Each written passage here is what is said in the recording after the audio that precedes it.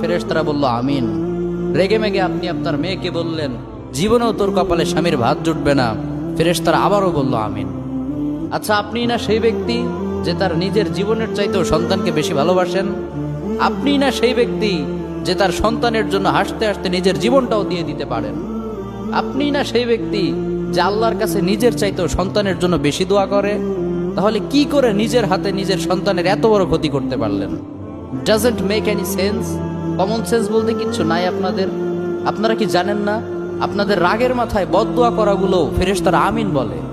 দাওয়াতুল ওয়ালিদ আলা ওয়ালাদি, বাবা মা তার সন্তানের জন্য যেই দোয়া করে সেটা ভালো হোক কিংবা বদদোয়া হোক, আল্লাহ সেটাই কবুল করে নেয়। এজন্য খবরদার, নেভার কার্স ইউর চিলড্রেন। রাগের মাথায় কখনো সন্তানকে অভিশাপ করবেন না। খুব বেশি রাগ উঠে গেলে তার জন্য উল্টা ভালো দোয়া করেন। কাবা শরীফের একজন ইমাম আছে, ইমাম আল কালবানি। তার মায়ের যখন প্রচন্ড পরিমাণ